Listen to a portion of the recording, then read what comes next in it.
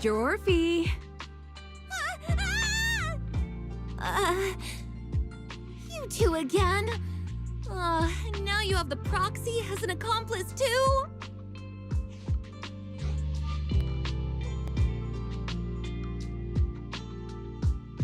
You've got it all wrong, Orphe. I had no idea those two were planning to scare you. Captain Magus is asleep. Don't wake her up. We should let her rest. Is it time for the captain's self-diagnostics? Is Orphe more worried about waking the captain or about the captain catching you secretly enjoying some prohibited items? Excuse me. First of all, my concern for the captain is absolutely genuine. Second, the field manual doesn't list lemon-flavored chips under prohibited foods during deployment. I have every right to protest Captain Magus's executive decision to declare all snacks as prohibited. Oh, then why doesn't Orphe protest when the captain's actually awake? I'm sure Orphe has her own reasons. Anyway, if Orphe doesn't want us to tell the captain... How about sharing some of those lemon chips with us? Seed and Trigger are robbing me again! Isn't this just a regular part of our night ops briefing? The law doesn't punish the majority, Orphe. Then, the proxy should also share the responsibility.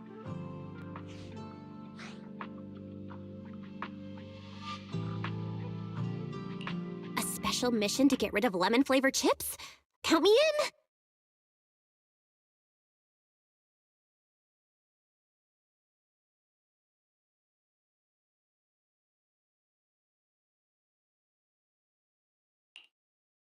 Proxy, there's something I need to talk to you about.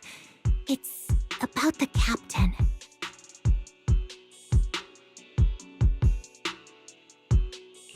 Let me guess. It's something that you can only say when Captain Magus is asleep? That's right.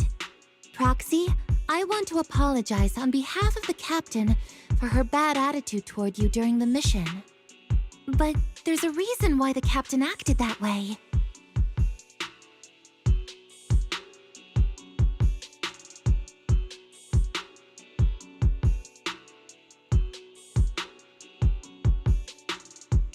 I trust that you know the captain, Orphe. Otherwise, why would you trust her so much? Come to think of it, you and Magus make a pretty unique team. A soldier paired with an intelligent weapon construct. An intelligent construct? No, the captain is more than that. Can I trust you, Proxy?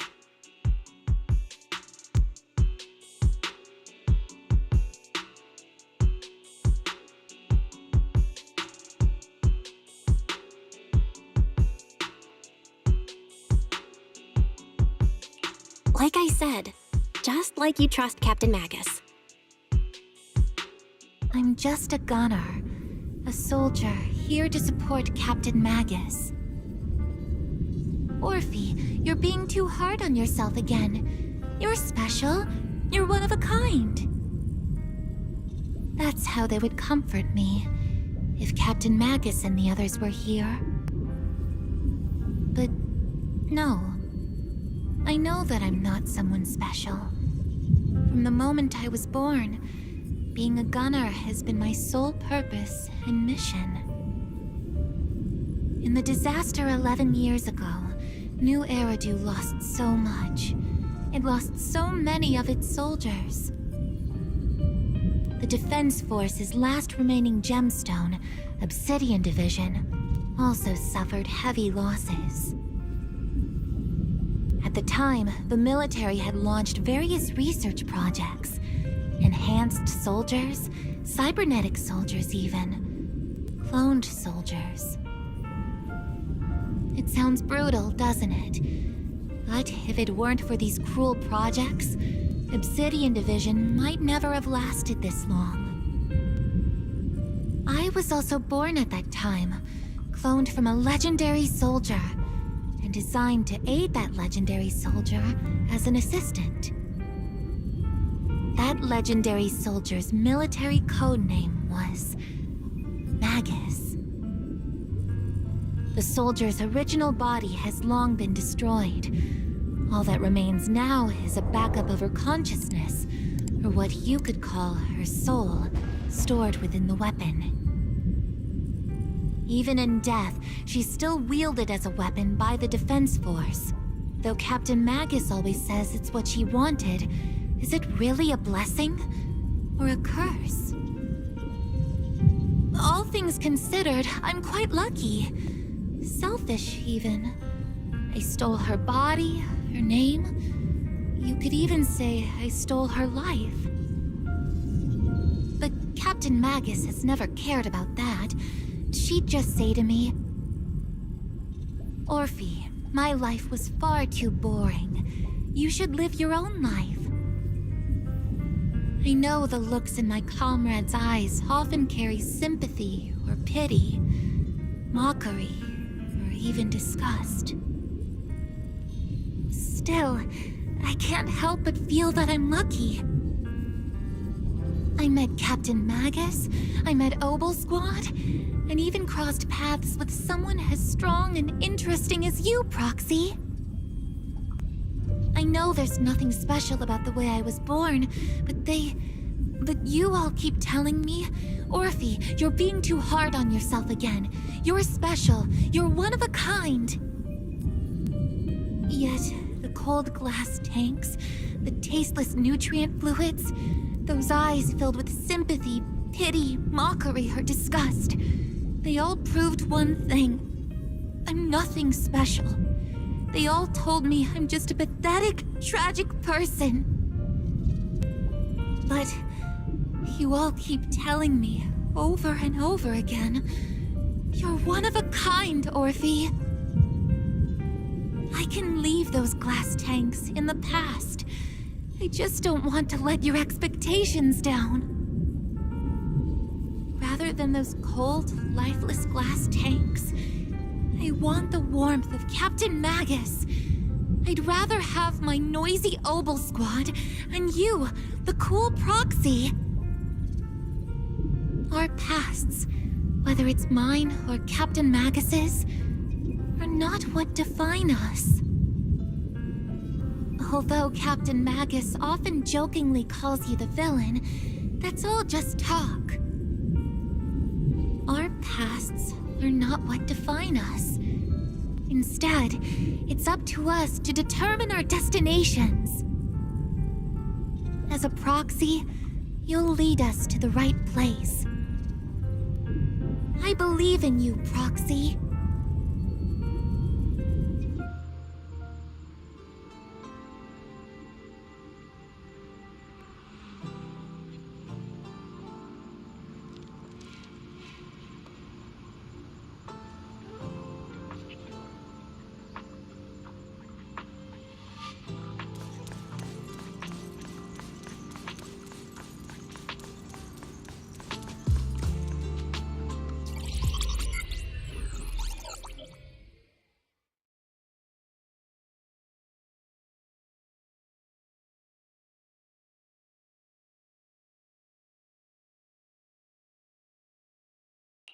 Barry, have you finished calculating the exact coordinates of the blind spot in Lemnian Hollow's most active area? Affirmative. HDD data sync complete. Transmitting coordinate data to EOS's Carrot module now. Oh, Belle, finally. The exact coordinates are now locked in. The next step is to move out with Obel Squad and take them out in one strike.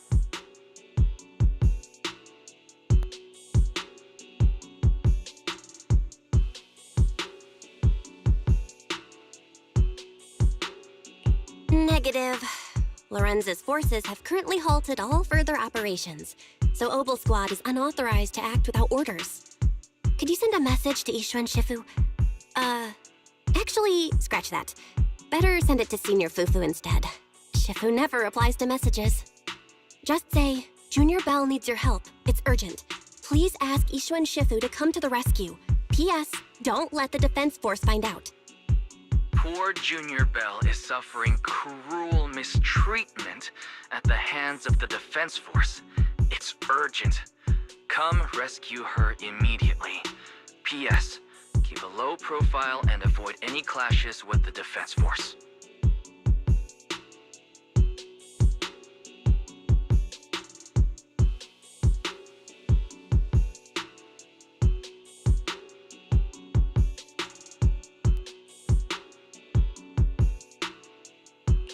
Aren't you over-exaggerating a bit? This concerns the safety of Wi-Fi Peninsula. A little exaggeration won't hurt, right?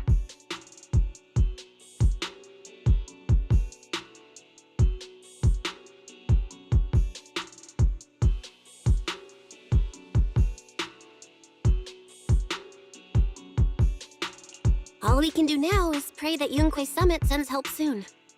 Who knows what kind of mess the Exaltists might be stirring up in the Hollow, while Lorenz is basking in the limelight. There's no time to waste. I'm logging off now.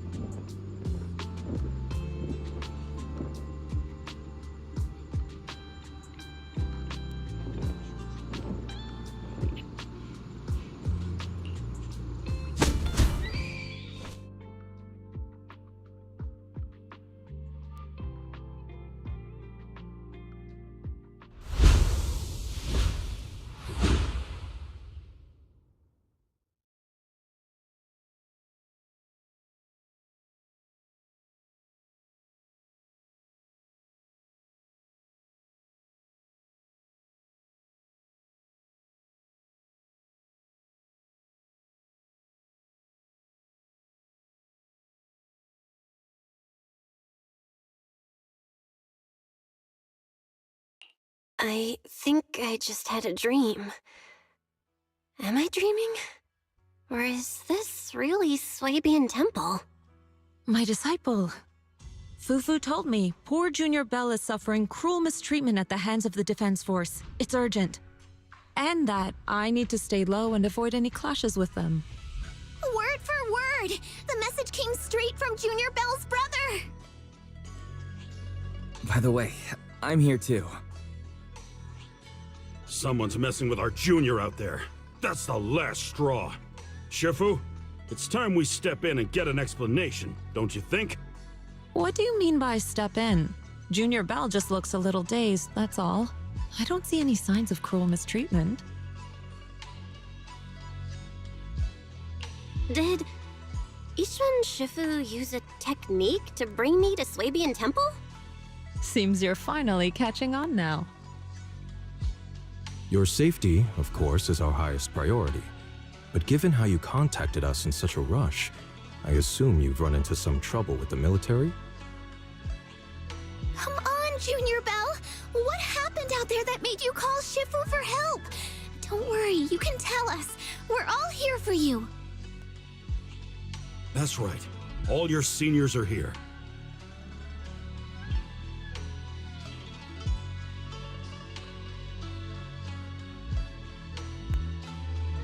Cunning as always. Certainly sounds like the Exaltists. If the Defense Force can't deal with those scoundrels, then we will. When do we set out, Shifu? No need to be hasty. Let Junior Bell get some proper rest first.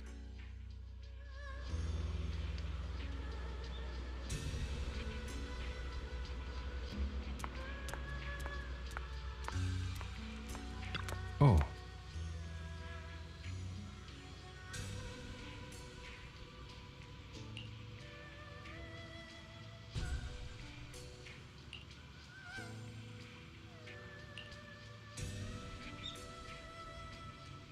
Huh?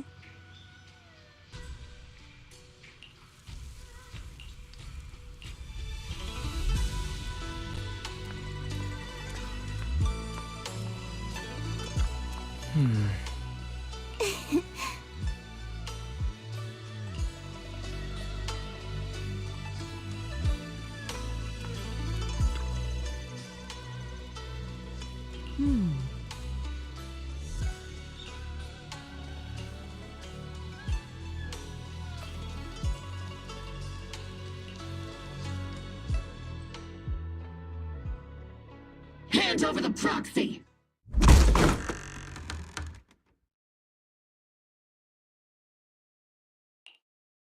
I was wondering who would break into Swabian Temple in the middle of the night. Turns out it's soldiers from the Defense Force. Please be aware that although Phylum Heights is under military control, soldiers have no right to enter private residences without permission. And my temple isn't exactly a place where anyone can just come and go as they please. What's all this rambling? I think what this lady means, Captain, is that you barged into someone's home in the middle of the night and caused a big ruckus. And now she's ready to give you a beating. Give me a beating? Seed Sr. said that if this lady is going to beat you up, you probably won't be able to stop her. Even with all the Obsidian troops of Wi-Fi Peninsula's support, you probably still couldn't stop me. High Preceptor Ishran, this unannounced visit is not meant as a provocation. The person behind you, Faithin, is currently under our protection. Under your protection? You mean the mayor's envoy whose freedom is now being restricted? The temporary restriction on the proxy's movement is both to protect military secrets and to ensure the proxy's safety. No matter how you look at it, my disciple is safest under my protection. Listen, you two. There's something more urgent to deal with than my safety. Proxy, are you okay? Oh, so the proxy wasn't kidnapped by Yunquei Summit. Apologies. This is my mistake. I thought it was the city authorities who took the proxy away, trying to extract military information. I've never cared about military secrets, only about the safety of my disciples and the well-being of New Eridu. Well then, Proxy, if you went so far as to defy military orders to contact Yunquei Summit, I trust you must have had a good reason.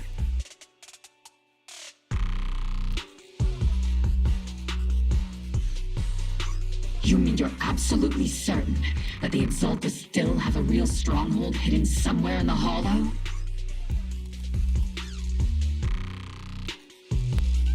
I can't say I'm completely certain. Not until I enter the Hollow myself and reach those coordinates. But as Guardians of New Eridu, shouldn't Yunquei Summit and the Defense Force investigate, even if there's only the slightest chance of danger?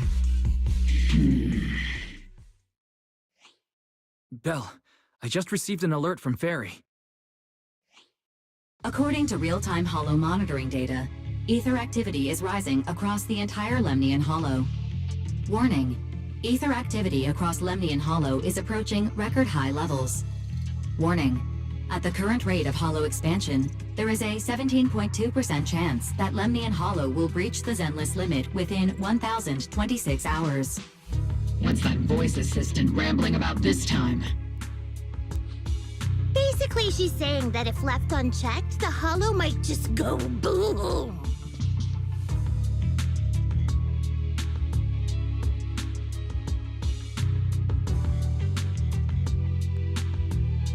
The Exaltists in charge of miasma research mentioned experiments on large-scale miasma activation. I suspect they're preparing for what they call the final sacrifice. Based on the intelligence and mission results we've seen, The Exaltists control most of the miasma-rich areas in Lemnian Hollow. They've also mastered the technology to manipulate the unique ether. The current rise in ether activity throughout the Hollow is probably connected to the Exaltists' operations. If your theory is true, then this currently undiscovered Exaltist base will likely become the central hub for their final sacrifice.